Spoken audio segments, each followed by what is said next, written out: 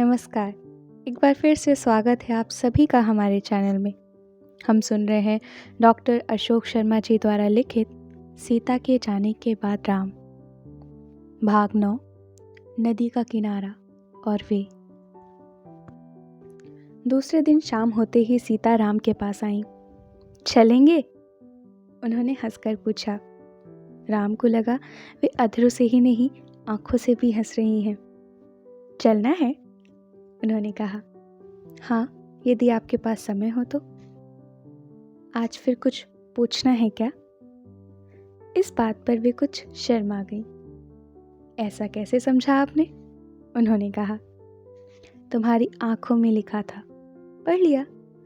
सीता हंस पड़ी, बोली, फिर हम चल रहे हैं ना? हाँ, कहकर राम आगे बढ़े। वीणा नहीं लेंगे? ले लो। सीता ने एक परिचारिका से राम की वीणा मंगवाई और उसे लेकर वे राम के साथ हो ली। महल से बाहर आए। रथ लगभग तैयार ही था। वे रथ पर बैठे और नदी के पास तक आकर उतर पड़े। रथ को छोड़ा और पैदल ही तट की ओर चल पड़े। टहलना है या कहीं बैठे? राम ने पूछा। टहलते हैं। ठीक है। कुछ देर तक टहलने के बाद सीता ने मौन तोड़ा। कल मैंने आपसे एक प्रश्न किया था। हाँ, तुमने पूछा था कि स्वर्ण मृग के वध के बाद लौटकर तुम्हें ना पाकर मुझे क्या लगा था। कुछ प्रश्न और भी है मेरे मन में। क्या? मेरे हरण के बाद आपको सहयोगियों की कितनी अधिक आवश्यकता रही होगी। पहले मेरा पता लगाने के लिए भी और फिर रावण से युद्ध करने के लिए। हाँ, सहयोगियों की आवश्यकता तो थी और ईश्वर ने उनकी कमी रहने भी नहीं दी। जटायु, हनुमान, सुग्रीव, जामवंत और फिर विभीषण, ईश्वर ने कितने ही सहायक स्वतः भेज दिए। ईश्वर को धन्यवाद देना उचित ही है। सब कुछ उनकी कृपा से ही होता है। किंतु आप यहाँ अयोध्या या मिथिला से भी तो सहायता मांग सकते थे। हाँ सीते, कुछ देर के लिए मेरे मन में यह बात आई थी, फिर मैंने यह विचार त्याग दिया। क्यों? सीते, सोचो कि तुम्हारा पता लगे बिना यदि यह बात अयोध्या या मिथिला के जनसाधारण तक पहुंच जाती तो पता नहीं कैसी कैसी प्रतिक्रियाएं होती। राम ने कहा। पर पता लगने के बाद? सीता ने प्रश्न किया। लक्ष्मण मेरे साथ थे और हमें अपने बाहुबल पर विश्वास था। कुछ रुककर राम ने कहा। और तुम्हें? क्या? तुम्हें मेरे बाहुबल पर विश्वास नहीं है क्या? सीता ने राम की बाह पकड़कर सिर उनकी भुजा से टिका दिया। बहुत बहुत अधिक और अखंड विश्वास है। सीते, तुम्हारे राम ने आज तक किसी से कुछ मांगा नहीं है। जानती हूँ, सीता ने कहा, और दूसरों की तरह ही सुख और दुख मेरी राह में भी आते रहे, किंतु उन्होंने आज तक मुझे विचलित नहीं किया है।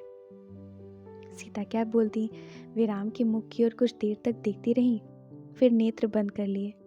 कुछ देर बाद राम ने पुकारा, सीते। हाँ।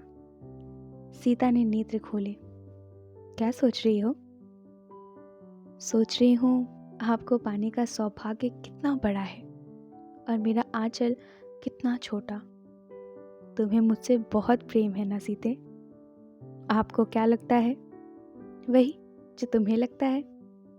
फिर क्यों पूछ रहे हैं? इसलिए क्योंकि तभी तो तुम ऐसा कह रही हो, अन्यथा मैं नहीं समझता कि मुझे पाना कोई बहुत बड़ा सौभाग्य है और तुम्हारा आंचल छोटा नहीं, बहुत बड़ा है सीते।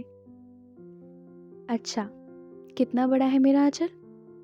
राम ने आसमान की ओर दृष्टि उठाई, बोले, ये सारा आसमान तुम्हारे आंचल में समा सकता है। कहकर सीता हंस पड़ी। एक बात कहने का मन कर रहा है सीते।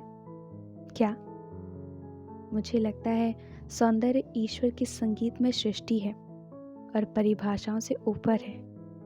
हाँ, और देखो ना, सोती आंखों के सपनों पर तो किसी का बस नहीं है, पर जागती आंखों के सपने तो सुंदर होने ही चाहिए। राम की इस बात पर सीता कुछ मुस्कुराई, फिर अधरों को थोड़ा सा दबाया और आंखों को चौड़ा करते हुए सिर को हिलाकर एक लंबा सा किया और कहा, मुझे लगता है आपकी जागती आंखों में भी कोई बड़ा सपना बसा हुआ है। हाँ, है ना? मेरी आंखों में एक बहुत बहुत सुंदर सा सपना। अच्छा, क्या है आपकी जागती आंखों का सपना? सीता ने हंसते हुए कुछ चंचलता से कहा। राम भी हंस पड़े, बोले, तुम और बस तुम। सीता एक बार फिर हंस पड़ी, बोली, मेरा सौभाग्य। और फिर उन्होंने इस प्रकार नेत्र बंद कर लिए जैसे वो इतना कुछ पा गई हैं कि अब कुछ और पाना शेष नहीं है। और फिर बहुत देर तक वे वीणा के सुरों में डूबे रहे।